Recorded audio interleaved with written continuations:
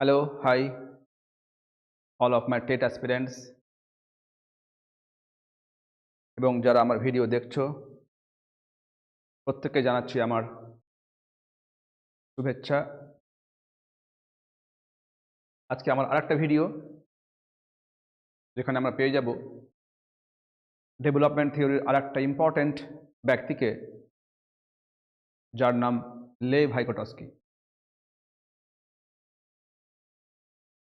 Development theory থেকে প্রশ্ন প্রত্যেক পরীক্ষাতেই আসে, যে কোনো টেট পরীক্ষাতে, হতে পারে সেন্ট্রাল টেট, হতে পারে যে কোনো রাজ্যের টেট। আমি বারবার বলেছি ক্লাসে, পিয়াজে, কোহলবার্গ, ভাইকোটস্কি এই তিনজন very important for the exam হল। এবং খেয়াল রাখতে হবে এই তিনজনকে অবশ্যই তাদের কন্টেন্টটা বুঝতে হবে, actually what they wanted to say in their theories, and side by side importantly and effectively we have to follow the examples, that means classroom based, application based examples. কেন কি? so that প্রশ্ন কিন্তু এই part থেকে বেশি করে আসে। ফলে এই তিনজনকে বুঝতে গেলে আমাদের অবশ্যই বাস্তব জীবন থেকে এবং আমাদের ক্লাসরুম থেকে এক্সাম্পল নিয়ে নিয়ে বুঝতে হবে। তাহলে চলো ক্লাস শুরু করা যাক। ভাইকোটস্কির সোশিও কালচারাল থিওরি, যাকে বাংলায় বলা হয় সামাজিক নির্মিতিবাদ। দেখবে, আমি শুরুতেই বলি, এই লে ভাইকোটস্কি ইনি কিন্তু রাশিয়ার লোক এবং ইনি 20th সেঞ্চুরির একটা ইম্পর্ট্যান্ট মানুষ। ইনার বক্তব্য ছিল যে একটা শিশুর যে কগনিটিভ ডেভেলপমেন্টটা হয়, একটা শিশুর যে জ্ঞানমূলক বিকাশটা হয়, তার মূলে আছে সোসাইটি অ্যান্ড কালচার, অর্থাৎ পরিবার আর পরিবারের কনভেনশনসগুলো, প্রথাগুলো, ট্র্যাডিশনসগুলো, মোরালসগুলো। তাহলে খেয়াল রাখতে হবে যে সোসাইটি এবং কালচার কিভাবে একটা শিশুর জ্ঞানমূলক বিকাশে হেল্প করে, আমরা আজকে সেটাই পড়ব। ইনার মেন বক্তব্য এটাই। এই রাশিয়ার মানুষটি, ইনি কিন্তু খুব বেশি দিন কিন্তু বাঁচেননি। দেখবে ইনার জীবনটা শেষের দিকে কিন্তু অত্যন্ত ট্র্যাজিক হিস্ট্রি ছিল। ইনি মারা গেছেন টিউবারকুলোসিসে। তিনি বহুদিন যাবৎ for a long time he had been suffering from tuberculosis. যাই হোক, এগুলো আমাদের extra information for the man Vygotsky. আমরা চলে যাচ্ছি একদম মূল ক্লাসে। দেখো, ভাইকোটস্কির মেন জায়গা হচ্ছে, তিনি বিশ্বাস করতেন learning is a social process, cognitive development occurs through social interaction. অর্থাৎ খেয়াল রাখবে, মানুষের চিন্তা শক্তি বা মানুষের যে জ্ঞানমূলক বিকাশটা কিন্তু একা একা ঘটতে পারে না, বরং আমাদের সোসাইটি, কালচার এবং ল্যাঙ্গুয়েজের যে ইন্টারাকশন, যে সামেটিভ ইফোর্ট, তার রেসপেক্টে একটা শিশুর কগনিশন ডেভেলপ করে। তাই বলা হয় লার্নিং একটা সামাজিক প্রক্রিয়া, learning is a social process. Inner এই মূল বক্তব্যটাকে বোঝার জন্য ভাইগোটস্কি বেশ কতগুলো গুরুত্বপূর্ণ কনসেপ্টকে তিনি দাঁড় করিয়েছেন। কীরকম? দেখবে, আমরা প্রথমে পেয়ে যাব জেডপিডি। এটা খুবই একটা ইম্পর্টেন্ট টার্ম, যারা আপনার টেট পরীক্ষার্থী বা যারা টেট রিডার্স, তারা কিন্তু অবশ্যই এই টার্মটার সঙ্গে অত্যন্ত পরিচিত। বিষয়টা কি দেখে নাও, একটু বুঝে নাও। আমি তোমাকে এক্সাম্পল নিচ্ছি বাস্তব জীবন থেকে। আচ্ছা, দেখবে, ধরো যে একটা স্টুডেন্টের 3টা লেয়ার। দেখে নাও, এইটা ও যা জানে, আচ্ছা, এবং এটা ও যা জানতে পারে, আর এটা ও যা জানতে পারে না, ওর বিয়ন্ড রিচ, এটা হচ্ছে বিয়ন্ড রিচ। আর কি বললাম, এটা ও যা জানে, জোন অফ অ্যাকচুয়াল ডেভেলপমেন্ট। ঠিক আছে, এবং আমাদের বুঝতে হয় যে ও যা জানে আর তাকে একটু সাহায্য করলে সে কি জানতে পারে, উইথ অ্যাসিস্ট্যান্স সে কি জানতে পারে। এই যে অঞ্চলটা, এইটা হচ্ছে আমাদের জোন অফ প্রক্সিমাল ডেভেলপমেন্ট।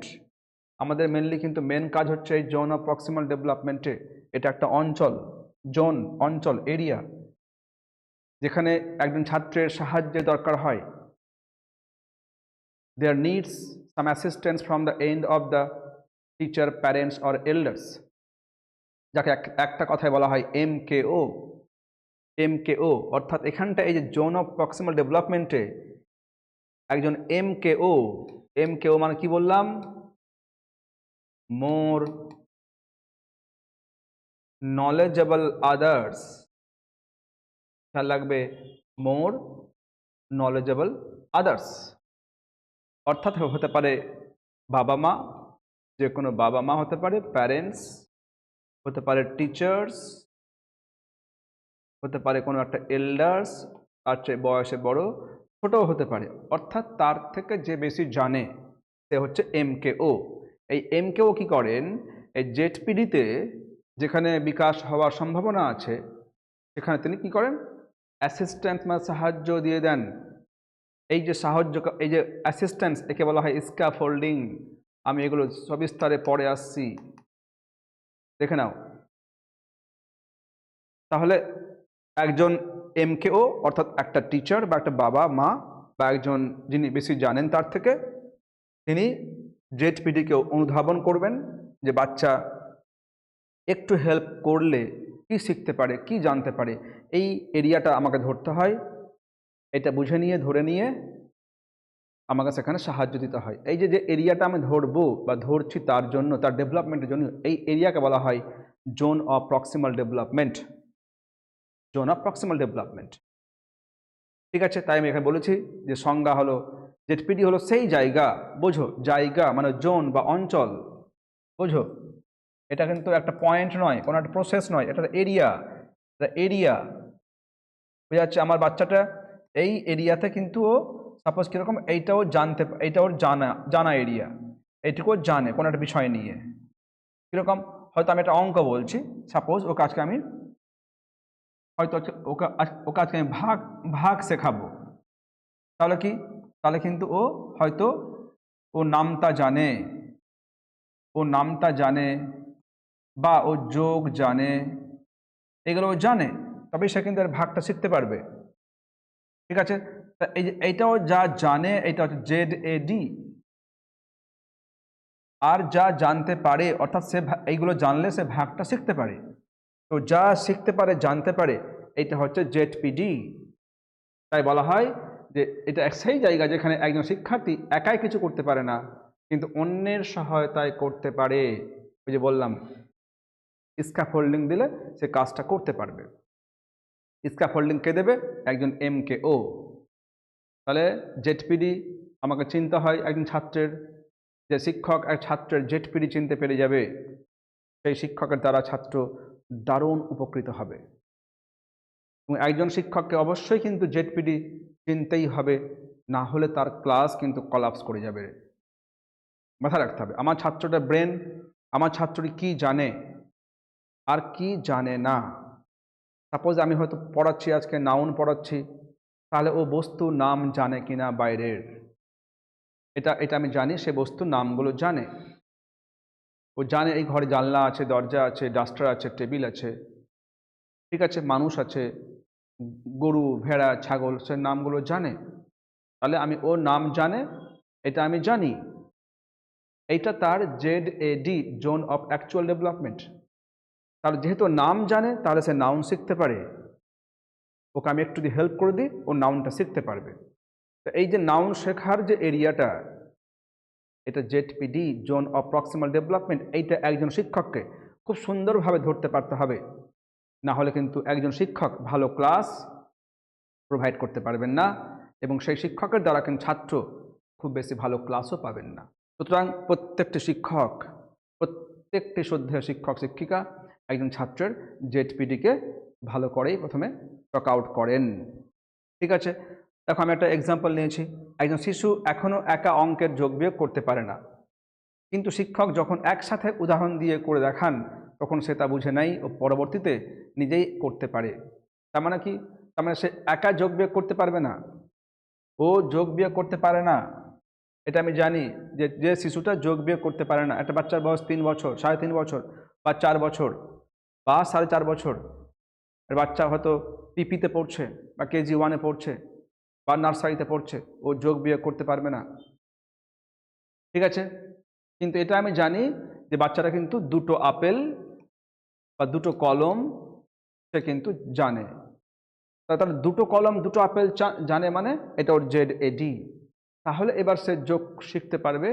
এইটা আমি অনুধাবন করছি, এই এরিয়াটা, এটা জেড-পি-ডি। ঠিক আছে, আচ্ছা নেক্সট চলো,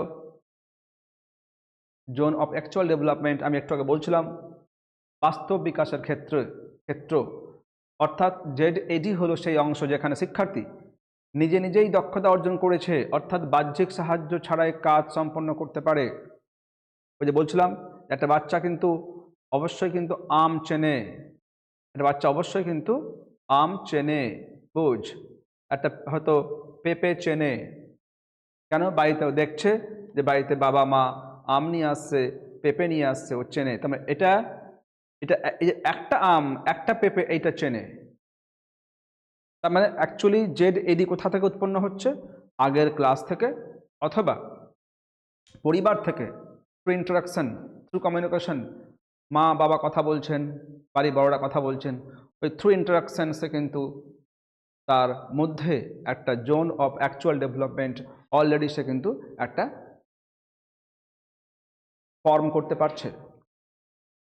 তাই বলা হয় এটা কিন্তু কারো সাহায্য ছাড়াই আপনি থ্রু ইন্টারাকশানসে কিন্তু অ্যাচিভ করতে পারে। তাই এর নাম জোন অফ অ্যাকচুয়াল ডেভেলপমেন্ট। মাথায় রাখো।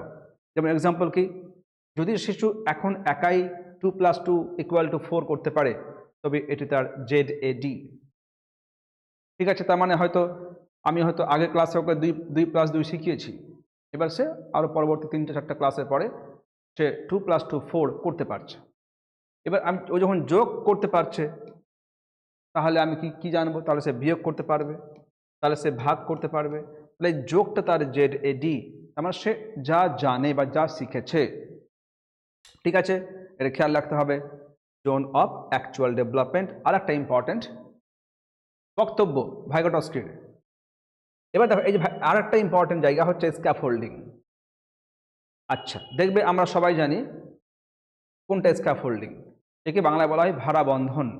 আচ্ছা, এই টার্মটা ছেড়ে দেয়, কঠিন টার্ম, আমরা ন্যাচারালি ইউজ করি না বাস্তব জীবনে। আচ্ছা, আমরা তো সবাই দেখেছি যে কোনো একটা গাছের ডাল নুয়ে পড়েছে, তখন কি করে বাবা মা বা মালিক কি করে বাগানে ওই ডালটাকে সোজা করার জন্য একটা ঠেস দিয়ে দেয়। এই ঠেসটা হচ্ছে স্ক্যাফোল্ডিং।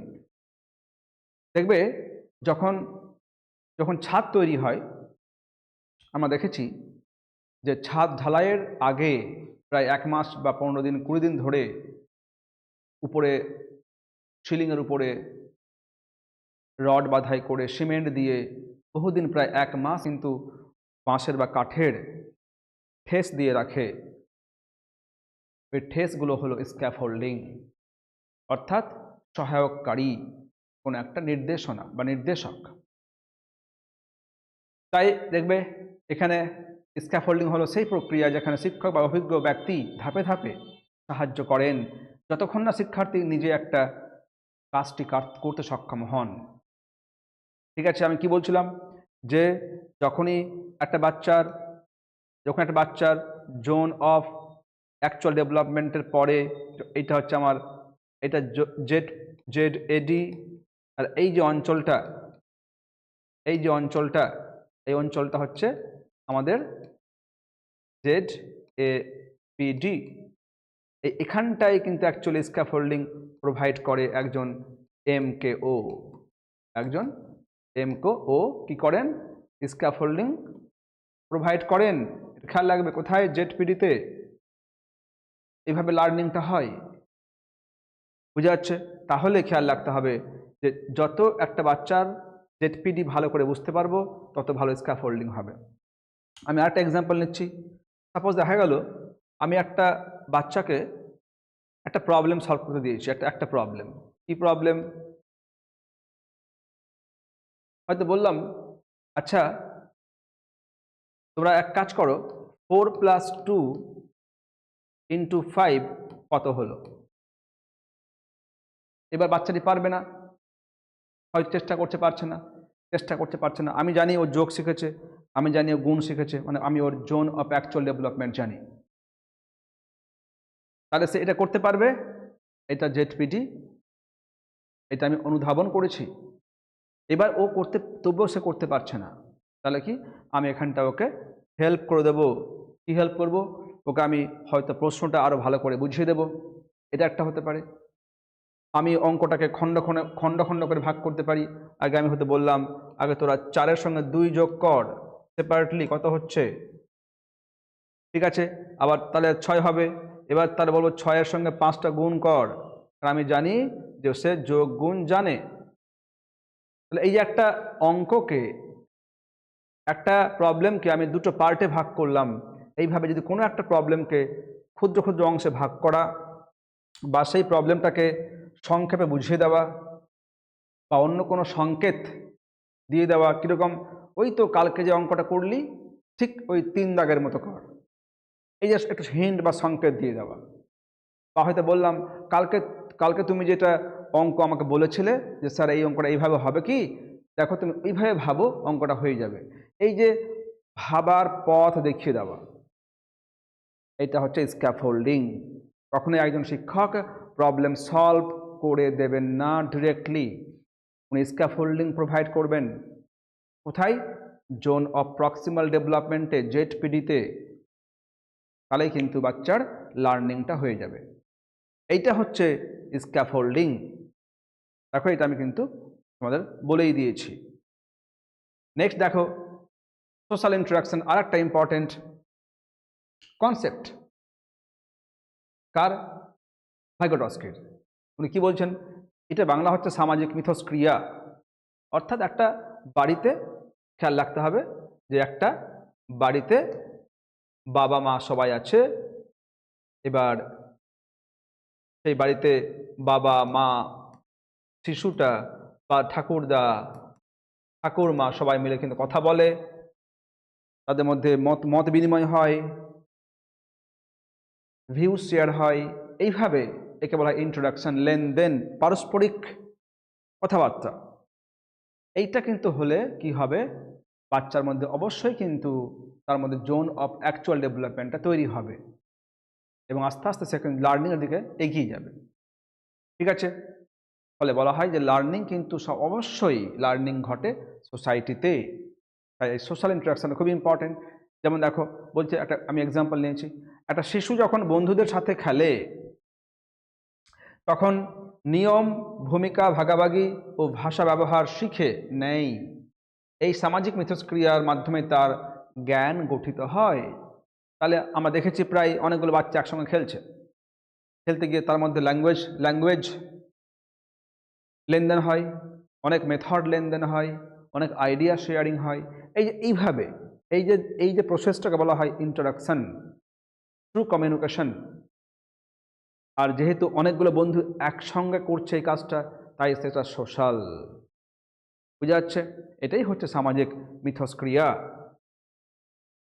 নেক্সট দেখো, আর একটা ইম্পর্টেন্ট আইডিয়া, সেটা হচ্ছে প্রাইভেট স্পিচ। আমরা প্রায় দেখেছি যে অনেক বাচ্চা যখন হয়তো ম্যাথ করছে বা হয়তো কোনো একটা বই পড়ছে বা খেলনা নিয়ে খেলছে, আমরা প্রায় দেখেছি যে বাচ্চাটি খেলনার সঙ্গে খেলছে আর তার সঙ্গে কথা বলছে। ঠিক আছে? কিছু বলছে, হয়তো একটা পুতুল নিয়ে খেলছে, পুতুলটা, আর তুমি ঘুমাবে, তুমি ঘুমাও ঘুমাও ঘুমাও, তোমার খিদা পেয়েছে, আচ্ছা, না না না, এই যে কথাগুলো বলে, বা একটা হয়তো অঙ্ক করছে 2+4 ইকুয়াল টু কত। এবার সে অঙ্কটা সলভ করতে গিয়ে তাহলে দুইটা মুখে বলছে ও 2, 1 2, আচ্ছা, আবার গুনছে 3 1 2 3 4, আবার গুনছে 1 2 3 4 5 6, ও যেভাবে শিখেছে আর কি।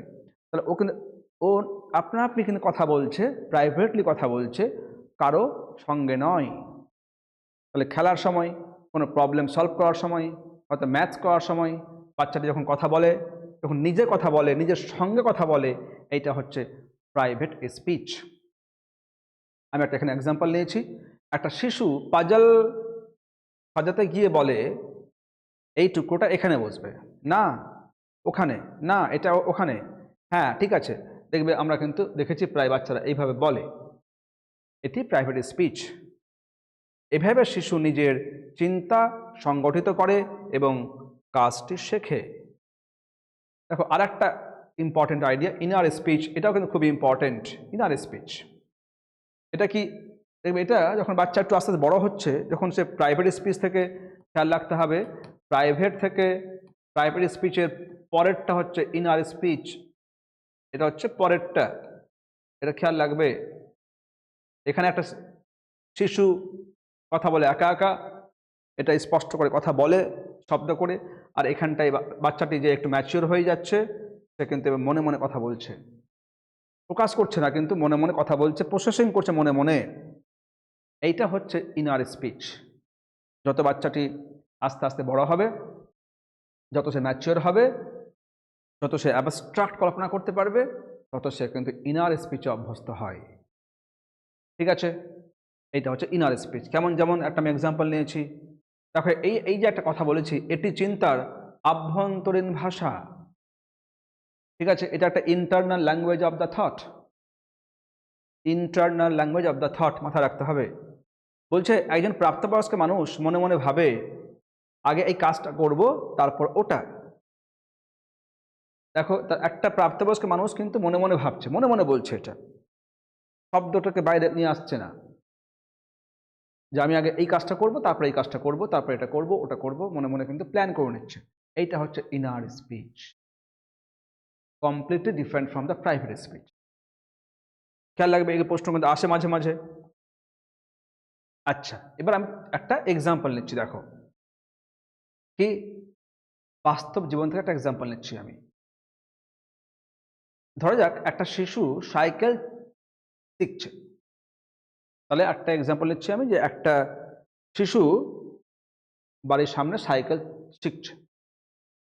আচ্ছা, এবার দেখো, প্রথমে বাবা তাকে পেছন থেকে ধরে রাখেন। আমরা কি দেখেছি, যখন সাইকেল শেখা হয় তখন বাচ্চাটা সাইকেলে বসে, আর বাবা কিন্তু তার পেছনটাকে ধরে রাখে। এই যে বাবা যে তাকে ধরে রেখেছে পিছন থেকে, এটা স্ক্যাফোল্ডিং।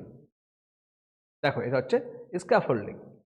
এবার শিশুটি বাবা ছাড়া চালাতে পারবে না, চুপচাপ বসে আছে, ও কিন্তু পাইডেলটা মারতে পারছে না বা মুভ করছে না। ঠিক আছে, তাহলে ওর হেল্প লাগবে, তার বাবা হেল্প দিচ্ছে তার জন্য। আচ্ছা, তাহলে এই যে বাচ্চাটি যে বাবাকে ছাড়া, বাবার হেল্প ছাড়া চালাতে পারবে না, আর বাবা হেল্প করলে পারবে, এই যে মাঝখানে যে জোনটা, এটা হচ্ছে জেডপিডি। এবার দেখা যাবে সে একসময় একাই ইন্ডিপেন্ডেন্টলি সে ড্রাইভ করতে পারছে। এটা জোন অফ অ্যাকচুয়াল ডেভেলপমেন্ট। এবার দেখো, যখন সে শিখছে তখন শিশুটি হয়তো বলছে ব্রেকটা টিপি, ব্যালেন্স রাখি। যখন সে বলে মনে মনে মনে মনে, সরি না, যখন সে মুখ দিয়ে বলছে, একা একা বলছে, এটা প্রাইভেট স্পিচ। এবার সে পরে মনে মনে ভাবে, যে সব মনে মনে ভেবেই, সরি এটা ভেবেই হবে, এটা ভাবে হয়ে গেছে, যে পরে সে মনে মনে ভেবেই সব করে ফেলে, এটা হচ্ছে ইনার স্পিচ। আর এই যে পুরো প্রসেসটা, যেখানে সে তার বাবা বা তার অন্য কোনো মানুষ, দাদু দিদা বা মা, তাকে এই পুরো যে সিস্টেমটা, প্রসেসটা টু ড্রাইভ সাইকেল, এখানে হেল্প করছে, তাই এই পুরো প্রসেসটা হচ্ছে একটা সোশ্যাল প্রসেস, সোশ্যাল ইন্টারাকশন। তাহলে এখানে দেখুন, আমি একটা এক্সাম্পলে আমি তোমাদের দেখিয়ে দিয়েছি যে কোনটা স্ক্যাফোল্ডিং, কোনটা জেডপিডি, কোনটা জেডএডি, কোনটা ইনার স্পিচ, কোনটা প্রাইভেট স্পিচ, কোনটা সোশ্যাল ইন্টারাকশন। আমরা কিন্তু এইভাবে দেখে নেব যে আমরা এইভাবে অবশ্যই খেয়াল রাখতে হবে যে এই যে বিখ্যাত একজন রাশিয়ান মানুষটি কথা বলেছেন অ্যাবাউট সোশ্যাল কনস্ট্রাকটিভিজম, তার মূল বক্তব্য হচ্ছে এই কটা আইডিয়া। দেখো আমি এখানে সংক্ষেপে একটা ইজি রিকল ফর্মুলা দিয়েছি। ইজি রিকল ফর্মুলা কি? ZAD plus ZPD plus scaffolding plus social interaction plus private speech, এবং তার সঙ্গে হবে প্লাস, হবে এটা plus inner speech, equal to হচ্ছে কগনিটিভ গ্রোথ। এটাকে মাথায় রাখতে হবে, অবশ্যই খেয়াল রাখতে হবে। এইটা হচ্ছে, ঠিক আছে, এইটা তোমার সব খেয়াল রাখবে। এইভাবে আমাদের আর একটা important theorist social constructivism of Lev Vygotsky, এই ক্লাসটা আমরা আজকে করলাম। তোমরা সবাই বাড়িতে বারবার এটাকে মন দিয়ে দেখো, মন দিয়ে শোনো। আমি এখানে অনেকগুলো এক্সাম্পল নিয়েছি, খুব সহজ করে কথাগুলো বলেছি, এবং যদি একবার না বুঝতে পারো দেখবে সেকেন্ড টাইম তুমি শুনলে তোমার কাছে পুরো ব্যাপারটা একদম অ্যাজ ইজি অ্যাজ ওয়াটার হয়ে যাবে। ঠিক আছে, আমি এর উপরে আমি একটা সুন্দর একটা কোশ্চেন পেপার নিয়ে আসবো এরপরে। ওখানে কিছু প্রশ্ন সলভ করব, যেগুলো প্রশ্ন খুব ইম্পর্টেন্ট থাকবে পরীক্ষা হলের জন্য, এবং এই থিওরিকে বোঝার জন্য সেগুলো অত্যন্ত হেল্পফুল হবে। ঠিক আছে, তাহলে আজকে এখানেই থাক, আবার দেখা হচ্ছে পরবর্তী অন্য একটা ভিডিওতে। Thank you. আর লাগবে না ওটা করতে মনে হয়, আরও আরও এক্সাম্পল আছে, আর কিছুই না।